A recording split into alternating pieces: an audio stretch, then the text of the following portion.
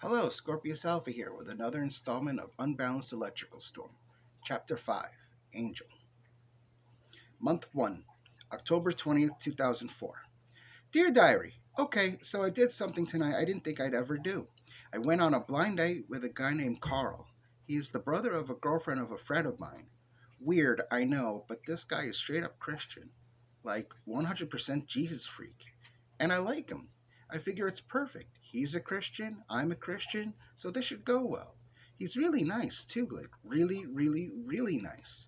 He's really shy and quiet, even more than me. Anyway, I went to a restaurant with my friend and his girlfriend and Carl, and it was awkward, but I think we got along okay. He invited me to go to church with him on Sunday, and I said yes. I figure this will be good for my spirituality. Maybe he's the one I've been looking for. I know, I'm getting way ahead of myself, but I don't see how this can go wrong. He seems nice enough, and he's Christian, so I know he's a good guy. Maybe my goal of being married by 18 will come true after all. I can't believe I have a boyfriend again. Hopefully, this one will be a keeper. I'll make sure to keep you updated on this new venture. Who knows what it'll bring? Good night. That Sunday, Sandra and Carl, a heavy set guy with thick glasses and short brown hair, are eating pizza at a pizza place in silence.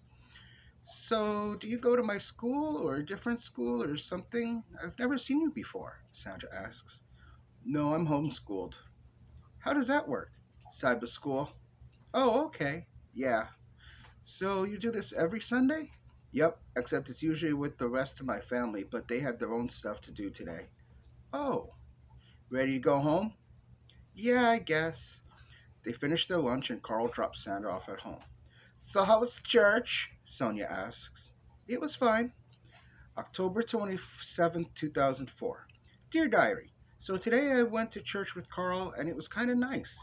The sermon was good, I was invited to do stuff, and I was welcome instantly. I have a feeling like maybe this would be the relationship I've been looking forward to. He hasn't tried a thing with me yet, which is weird because guys his age are always horny. Maybe it's the Christian upbringing he's had that's given him this self control. We didn't talk much again today. Maybe he still needs to get used to me. After all, as I understand it, I'm his first girlfriend. That's kind of cute. He's a year older than me, and I'm his first girlfriend. He comes off so innocent, too. Can someone as naive and innocent as him really exist, or is this another facade? Well, I believe everyone deserves a chance, sometimes even seconds if I like him enough. I like Carl, and I can't wait until he opens up enough to let me know all about him. I thought we'd get conversation going when it was just him and me after church, but he was still pretty quiet.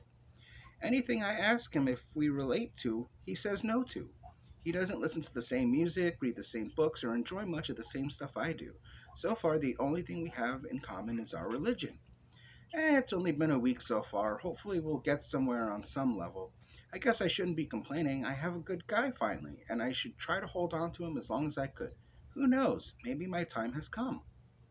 Month 10, August 14, 2005. Dear Diary, so this week I'm going to the annual Christian Fest that's happening. Carl has been there every year. I've never been. Apparently, it's a festival where a bunch of preachers and Christian bands play the whole week. In order to get in for free, we signed up to work. We've got a long drive ahead of us. We got to go to another state. I'm excited to go. Even though we're going with his family, we still have some time to be alone. Maybe I can get more than a kiss. I'm afraid to ask because I don't know how he'll react. I don't know what will happen, but it's been 10 months and we barely talk or do any couples things except for the kiss we have each time we separate. I don't know. Better than the jerks I'm used to, so why complain? August 15th, 2005. Dear Diary, so the first day of the festival was okay, I guess. I did whatever random job was assigned to me and I went back to our campsite. I barely saw Carl today except for dinner. His parents made chili, but it was really gross. It had no flavor to it and it was more like ground beef soup and water. Sleeping arrangements were weird too, but I guess understandable. His parents slept in between us, I guess to prevent anything happening between us. I guess I kind of expected it, but I still find it ridiculous. We're both grown adults. Oh well, guess we're not going to be as alone as I thought. August 17th, 2005. Dear Diary, okay, so this isn't as quite as fun as I thought it might be. I haven't paid attention to anyone on stage. The food is terrible, and me and Carl can't get long enough. time together to have a private conversation. Well, this sucks. I mean, I guess it's nice time and all, and I'm grateful they took me with them, but I'm not having as much fun as I thought I would. Oh well, it's kind of like a free vacation, so whatever. You know, it's been 10 months this Saturday. I can't believe it. Even though it's been 10 months, we're still pretty much at the same point we were in the beginning. I don't know nearly enough about him as I should at this point, unless he's told me everything about himself. After all, his family doesn't seem very interesting to begin with. Most of our car rides are silent because we have almost nothing to talk about. I don't know, at least he's a good guy and hasn't tried anything funny with me. Maybe I should just chalk it up as a win. After all, how many actual good guys are out there? I don't know. I'm kind of hoping for this week to be over. I've had enough. August 21st, 2005. Dear Diary, thank God that week is over. Don't get me wrong, I like God and God is good and all, but this week was really boring. I just spent a week outside in the heat with no relief and I didn't even really have fun. Well, I don't know. I guess I did. I just wish we could have had alone time together. Even just to sit in the field and look at the moon or something, especially yesterday. I don't know. It just seems like a bit of a letdown. Well, it's getting dark. I gotta get ready for our 4 hour drive. Yuck. Month 12, October 20th, 2005. Dear Diary, did this really just happen? Carl proposed to me. This can't be real. I never thought. I'm speechless right now. Today is our 1 year anniversary going out, and he popped the question after dinner today. I said yes, of course. This is exciting. I'm going to get married. It's been a year, and just like that, I'm engaged. I really like Carl a lot. I might even love him. I'm actually looking forward to marrying him because he already treats me so well, so I know I won't have to worry about him stepping out of line. What's weird, though, is we haven't had a fight this whole time. Not that I've instigated it, neither has he, but we don't conflict with anything hard enough to fight about.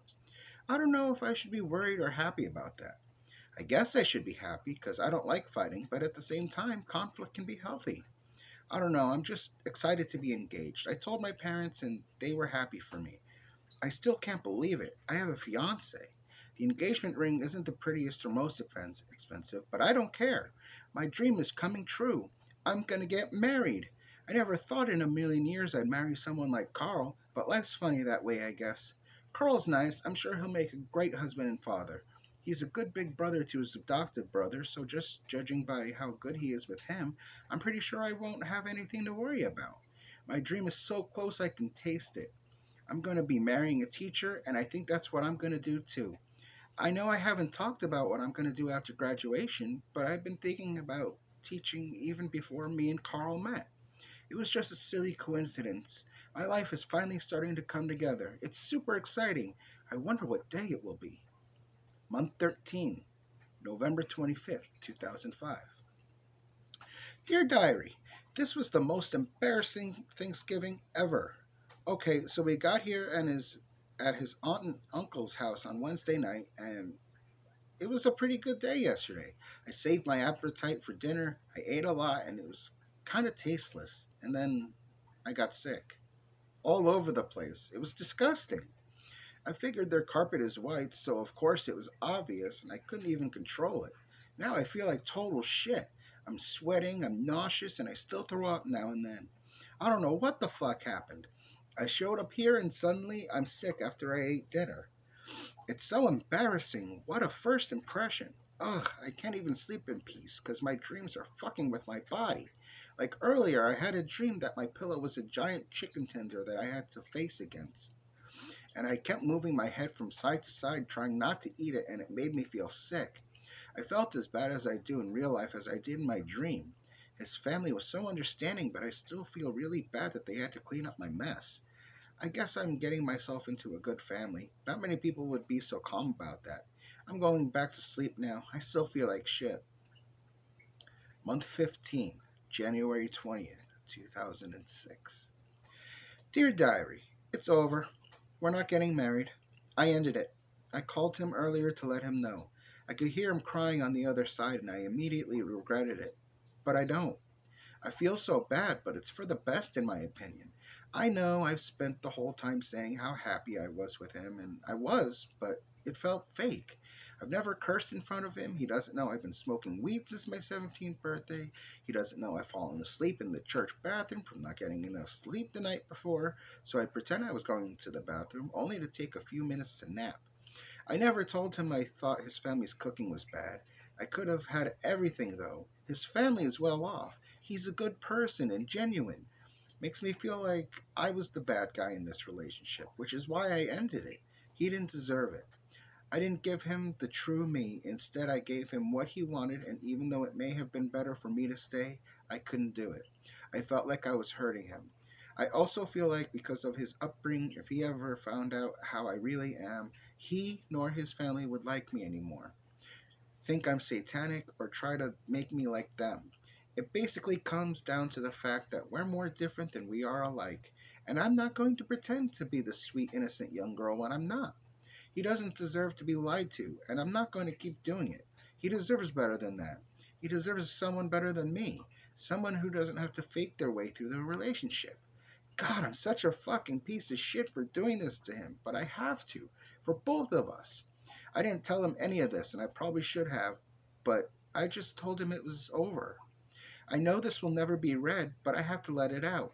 I'm incredibly sorry for hurting you the way I did. I feel bad for it. I really do. I should have given you an explanation, but I never did. I just called you and ruined your day. I know we were engaged, and that should have meant something, and it did, but it felt wrong to me.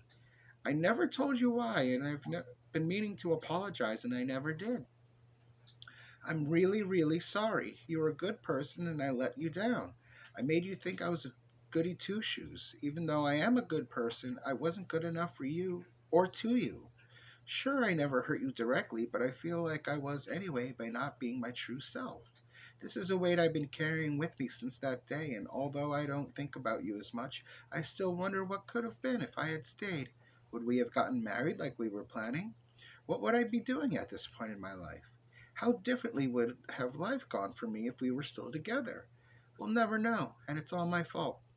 I'm really sorry about how I ended it, and you deserve better than that, and there's no way I can ever make it up to you.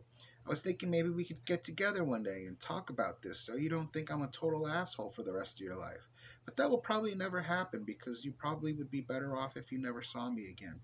There's a good chance that you'll never read this, but if you ever do, please accept this as my official apology. You did mean a lot to me, but I was holding back out of fear you wouldn't like the real me, since some of it contradicted how you were raised to feel. So rather than expose you to my true self, I decided to end it to protect you. Come to think of it, this probably means that I caused a trust issue for future relationships. If so, I'm sorry for that too. I probably should have been honest with you, but I was scared. I'm sorry for leading you on and raising your expectations so high that it hurt that much more. For a while, I did believe it to be real, and I wanted it to be real, but it just wasn't meant to be. And that concludes Chapter 5. If you like the story so far, please subscribe.